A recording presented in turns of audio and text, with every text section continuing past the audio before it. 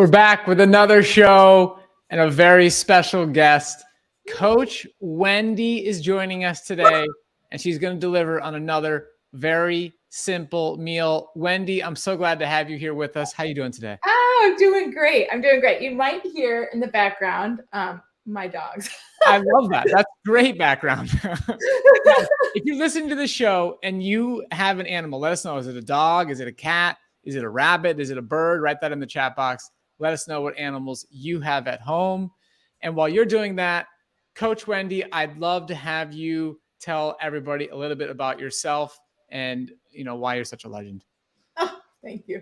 Well, oh my gosh, I'm so super appreciative to be able to work here at Mastering Diabetes. It's been a long journey. And so I originally was going to be an opera singer. That was what I was going to be when I was growing up. And what happened was I was starting to get low blood glucose and I didn't know what was going on. So they sent me to a dietitian. I learned how to not eat sugar anymore, but that really wasn't what was going on. I was developing type 1 diabetes at that point. So probably another 2 years. And I had the diagnosis. And I do have to show you. I have a little friend right here. Oh. He's like, I want some mango. Give me some. I love it. So I got diagnosed with type 1, and it's been 26 years now. And the best message I got when I was actually in the hospital, because I was in the hospital for about a week, was the nurse telling me, know more about this disease than your doctor knows. And I really took that message to heart. I was like, okay, that sounds pretty important. And so I learned a lot. I became a dietitian. It's the whole reason I became a dietitian. It's the whole reason I became a certified diabetes care and education specialist, because my passion really is helping other people understand what's going on in their body and how can they live with this if they have type 1, or how can they reverse it if they have type 2 or they have pre-diabetes. So I really look at the body as holistic. I'm a yoga teacher as well. Throughout the years, because of having type 1 and, sometimes having low blood glucose, you get a lot of adrenaline in your system. And so I've always worked on, how do I balance my system out? So I do all sorts of fun things with that as well. You're very creative, very diverse, and your experience, yes, being a person living with type 1 diabetes, just like Cyrus, just like myself, but also your education as a registered dietitian and a certified diabetes care and education specialist really puts you in a special category of truly understanding a lot of the nuances and challenges that people living with all the different types of diabetes are faced with. And that's something we're really proud to be bringing to our coaching program. And so I know you just wrapped up one of your small group coaching sessions and you raced over here getting ready to put together this meal. And, we help people with all types of diabetes in our coaching program. And we really focus on reversing insulin resistance, which brings everybody together. We're all on the same page in how that benefits all of us. Again, no matter what type of diabetes you're living with. And you've been living this lifestyle now for many years. And you, correct me if I'm wrong, Coach Wendy, but you also eat quite simply. Like a majority of your meals are simple. Is that true? That is absolutely true. That's absolutely true. I mean, I love all the recipes and I definitely will try them from time to time, but give me some beans. Absolutely. I'm telling you, this message is going to be consistent. People are going to hear it over and over and over again on this show.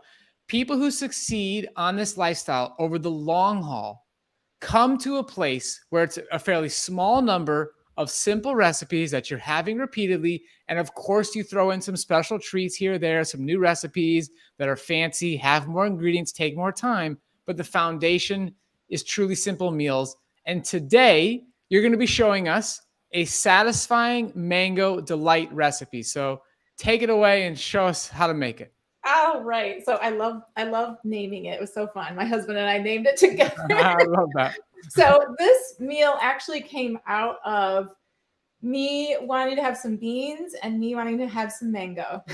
I'm deciding I don't feel like I'm just gonna stick it all in the same bowl. I don't care. I gotta get the meal in, I was in between things. So that's how the whole thing started. But I live in Michigan. You see I'm wearing a sweater today. It is a little bit colder today. So, I don't get fresh mango, in the wintertime. And so we're actually going to use some frozen mango. We're going to use two things that are super easy. Obviously, you could get a fresh mango. You could also, this recipe also has chickpea or garbanzo beans in it. You could also make your own garbanzo beans. But if you're in a hurry, this is the easiest way. So I'm going to grab my mango out of my fridge here. Excellent. Love it. Excellent. So again, so this recipe, I'm actually going to be looking it up real quick on my computer, but I believe it only has 3 total ingredients. Yeah, it's on the screen. That's it. Guys, this is what I'm talking about. Look at this. It's so continue. I'm just so excited about this, Wendy. Like, it's just the simplicity gets me excited. I love it. So you see, I didn't get out of the freezer. I got it out of the refrigerator because I've used this bag for ice in my cooler when I was traveling, which is one of my tricks. You can use a bag of frozen fruit for part of your ice when you're traveling if you're bringing food with you. So I'm just going to grab one of my cups out, and then I will show you my scale. So we've got 1 cup, and I'm going to measure it out to 250. Yes. I'm going to use my little pan here. So I'm going to turn my screen here. I love that we have another fellow type 1 on the program, bringing Coach Michelle also brought her food scale. And so again, this is a very practical, simple way to do it. I know a lot of people have a little stress around food scales, and it's okay, guys. Using a food scale, this is not, as long as you're mentally in a good place about it, there's nothing bad about using a food scale. Do you agree, Wendy? It's so true. And if you're going to get one pretty that you like. There we go. I match. I've got orange and orange. Yes. This is a glass scale. So I usually just put my pan on first and then turn it on. And then I don't even have to do what they call tare. And I've got my units set to grams. All scales typically will allow you to do grams. So you want to do that. I'm going to take my measuring cup, and they're kind of in chunks here. So we'll see. How much is that one? 147. We're not there yet. My dogs are getting excited. I'm getting excited, Wendy. There's a dog here. He likes mango, so he's gonna get some. There's a dog here. We're gonna get some mango. You probably can't see them very well. We can see them, and it's very exciting. Okay, so let's see. We are at 54. So sometimes I just kind of play around with it. Maybe I can find a tinier piece of mango. We're 242. I think we're good. We're close enough. All right, so I'm going to stick these back real quick. There we go. Put this on the freezer, or on the stove. I'm going to heat it up a little bit. I like to, sometimes I'll put just a little bit of water in here just to keep it from sticking on the pan. So a little bit of water. Beautiful. I'll show you. And then we'll just wait for a minute here. For this too. And while that's waiting, Wendy, why don't you tell us, for you personally, what results have you seen when adopting a low-fat, plant-based whole food diet into your life? Well, I mean, lots of benefits. I used to wake up in pain every day, and I used to just joint pain, and I also just felt horrible. Like I constantly felt like I was forcing myself to do things, forcing myself to get out of bed, to get ready for work, to get to work, forcing myself to exercise. It was always just this no energy feeling, just low energy and just not feeling well, but wanting to feel well. Every once in a while, having a little bit, but there's nothing like it for the energy that I experience. And what was interesting is it wasn't me that noticed the energy at first. It was my husband. He was like, I'm noticing that you've got more energy. And I'm like, what are you noticing? He's like, you actually want to do things now. He's like, you want to exercise with me. You want to go out and go walking. Like you never wanted to do that before. And I'm like, oh, I didn't even notice. I didn't even notice. Wendy, I'm so glad you're bringing this up because that is so meaningful, right? Like think about this, guys. Like you make these dietary changes. You make this commitment to improving your health. And you just explained how your relationship improved with your husband. like the amount of time you could spend together, the quality of that time, the things you were doing together, rather than, think if people don't make changes, they're going to be spending time with their partner in the waiting room at the doctor's office, at the hospital. You guys are outside walking, being active, like going on the boat in the summer. Like, it's a big deal. Yeah, it is. And I always say, like, I have to keep eating this way so I can keep up with my, I love it. keep up with my husband. Okay, so I want to show you real quick. We're just starting to come to a boil. I'm going to bring my camera over just a little bit so you can see. There's just a little bit of boil in there with the water that I put in. You might have to break up your mango a little bit. So this is probably the longest part, is just heating up that mango.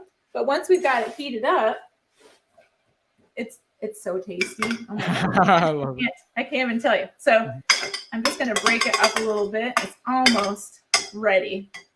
But yeah, the energy piece, it's a big deal, because you have to think about even your relationship when blood glucose is elevated. That's really difficult, because when blood glucose is elevated, you have to think about, you are not getting enough glucose to the brain. And if you're not getting enough glucose to the brain, it's going to affect your memory, but for sure, it's going to affect your mood. And so oftentimes, as a diabetes educator, when I would have people in my old office, the conversation was oftentimes, the husband and the wife, let's say the husband has the diagnosis of diabetes.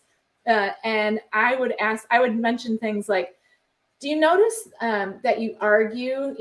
Sometimes it's not about anything, but then later you're fine. And the person that was diagnosed would always say, oh, no, we never argue.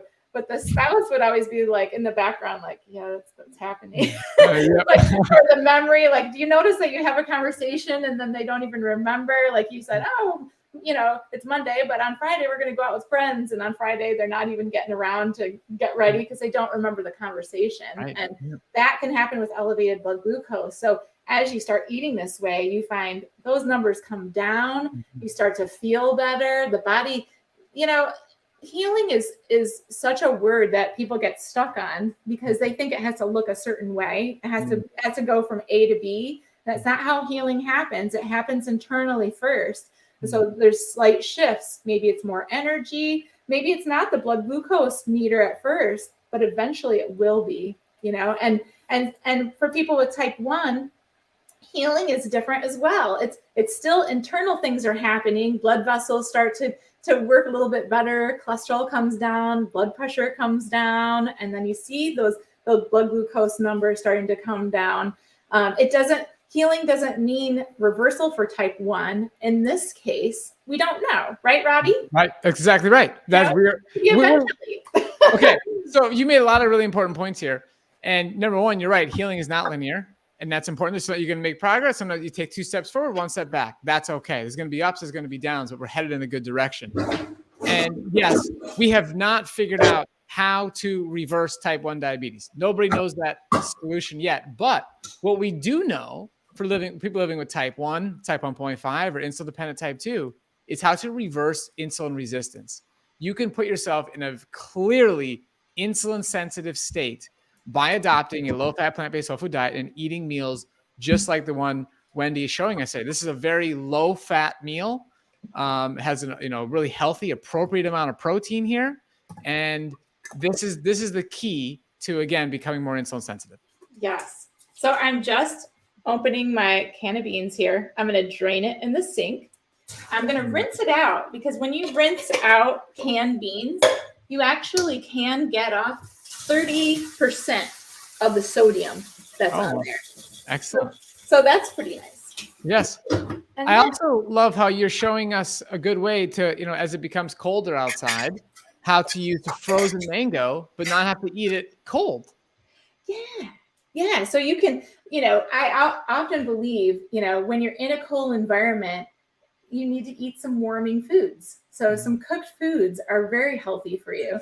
So we do have our mango right here. Yes. I'm going to put it in this lovely dish here. So we've got that, and we've got a little bit of extra water in there, which is really nice. And I'll tilt this screen so you can see it. There we go. There's our mango.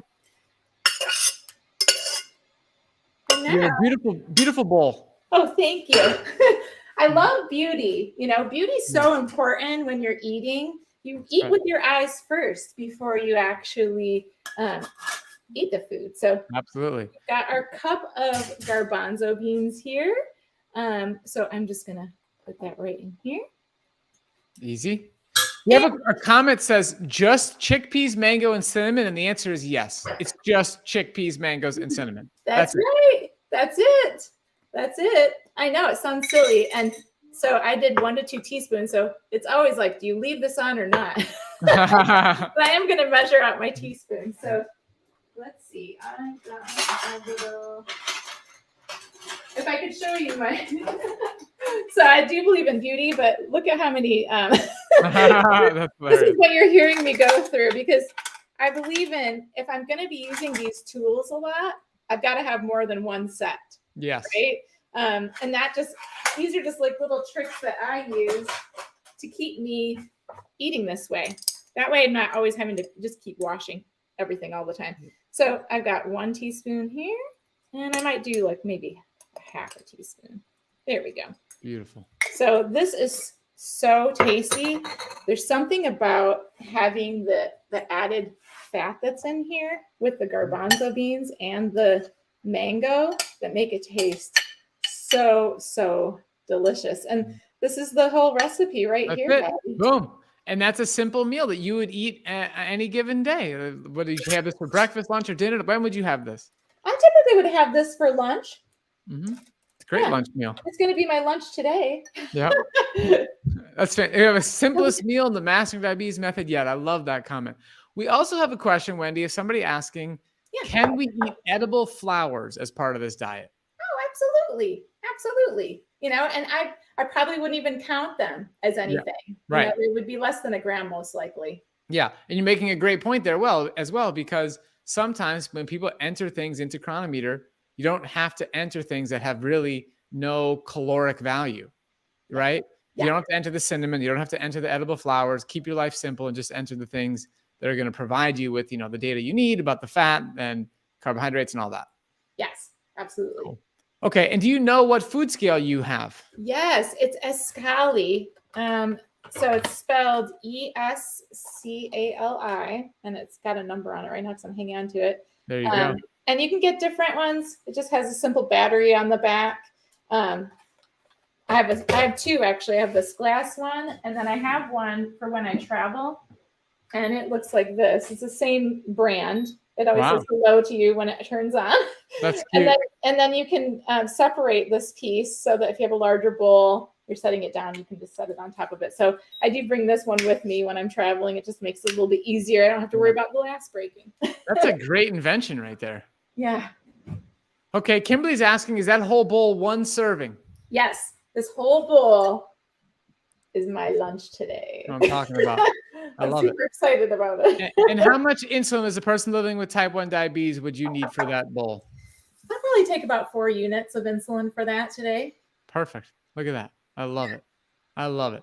Okay, guys, we have Coach Wendy in the house, registered dietitian, certified diabetes care and education specialist. If you have any questions for Wendy, put them in the comment section and we will have Wendy answer them. Now, we are going to be going in a few minutes here. I know you have a busy day, Wendy. I'd love for you to share maybe 1 or 2 client stories that have happened recently that you're excited about. Yes. So I have, so many. so I have one woman that I see that has really, you know, when we're doing Mastering Diabetes, we always talk about the traffic light list. So we talk about green light eating. And so green light eating means that you're eating foods that are going to make you more insulin sensitive, which I love.